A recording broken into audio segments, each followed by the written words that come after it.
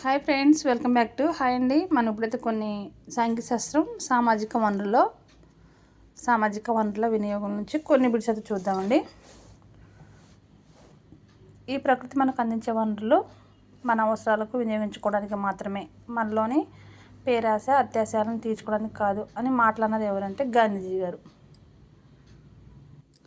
Next వచ్చేసి బలవంతునిదే రాజ్యం అన్నమాట ప్రకారం ప్రతి ప్రాణి ఆహార నిమిత్తం, ప్రాణరక్షణ నిమిత్తం ఇతర జంతు వృక్షజలాన్ని వినియోగిస్తున్నాయి. ఈ మాటలు అన్నది చార్లెస్ డార్విన్. నెక్స్ట్ వచ్చేసి పర్యావరణ సమతుల్యాన్ని కాపాడడం కోసం చిప్కో ఉద్యమాన్ని ప్రారంభించిన వ్యక్తి ఎవరు? సుందర్లాల్ బహుగుణ.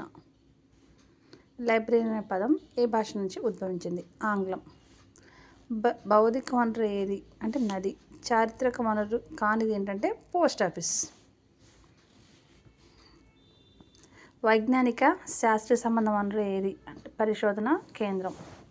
పురావస్తు సంబంధ, భౌగోళిక సంబంధ, చారిత్రక సంబంధమైన అంశాలను వివరించినప్పుడు లిఖిత సామాగ్రి పెంపొందిస్తున్నది క్రియాత్మక అంటే పైవన్యు, జ్ఞానతృష్ణ, సృజనాత్మకత. సాంఘిక శాస్త్ర బోధనలో పాఠ్యపుస్తకం నుంచి సహాయకారి అన్నది ఎవరు? సాంఘిక శాస్త్ర బోధనలో పాఠ్యపుస్తకం మంచి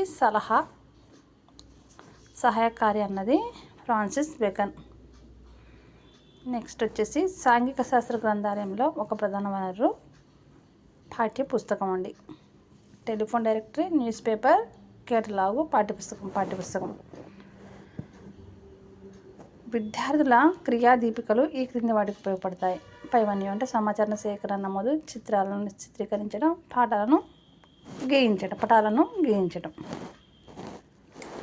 సేంద్రియ ఎరువులు, నీటి వినియోగం, పశుపక్షాల సంరక్షణ, మంచి ఆరోగ్య రక్షణ విద్యార్థులకు ఈ కార్యక్రమంలో పాల్గొనడం ద్వారా చేయవచ్చు అంటే ఎన్ఎల్ఎం.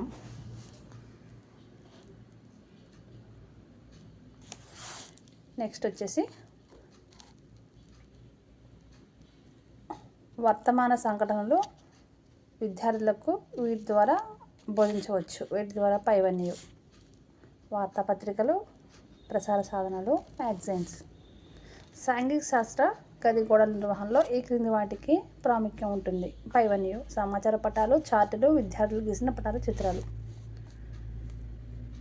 ఆర్థిక వనరులకు ఉదాహరణగా దీన్ని చెప్పుకోవచ్చు. జల విద్యుత్ కేంద్రం, అణు విద్యుత్ కేంద్రం, థర్మల్ విద్యుత్ కేంద్రం, బ్యాంకింగ్ వ్యవస్థ. మొత్తం అన్నీ కరెక్టే.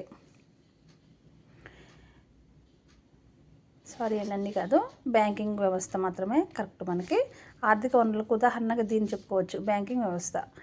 యూపీఎస్సీ, ఏపీఎస్సీ లాంటి ఉన్నత స్థాయి ఉద్యోగుల కోసం శిక్షణ పొందాలని భావించే పేదవారికి ఉచిత బోధన వసతి సదుపాయాలు కల్పించింది ఎవరంటే కేంద్ర మానవ వనరుల అభివృద్ధి మంత్రిత్వ శాఖ. నెక్స్ట్ వచ్చేసి పాఠశాల ఆర్థిక లావాదేవీలు, విరాళ సేకరణ, ఖర్చు మొదలగున్న ప్రభుత్వేతర ఆదాయ వనరుల విభాగాన్ని పరిశీలించి పాఠశాల అభివృద్ధికి సేకరించేది ఎవరు అంటే PTA. NCC, NSS, NGC, PTA. ఉపాధ్యాయుడు బోధనోపకరణాలను, బోధనా పద్ధతులను వీటిని అనుసరించి ఏర్పాటు చేసుకోవాలి. పాఠ్యాంశానికి అనుబంధంగా ఉండేది, నమ్మదగినదిగా ఉండాలి, ఉపయుక్తమయ్యేదిగా ఉండాలి. పైవన్యం సరి అయినవి. నెక్స్ట్ వచ్చి సాంఘిక శాస్త్ర బోధనలో పలు రకాలైన రకమైన సామాజిక వనరులను వినియోగించుకొని సహజ అభ్యసన పరిసరాలు ఏర్పాటు చేసుకోవాలి. ఆన్సర్ వచ్చేసి పైవన్యం. టీవీ రేడియో చర్చలు పైవన్యం మనకి సరి అయినవి. ఇవన్నీ సోషల్ సంబంధించిన బిట్స్ అండి.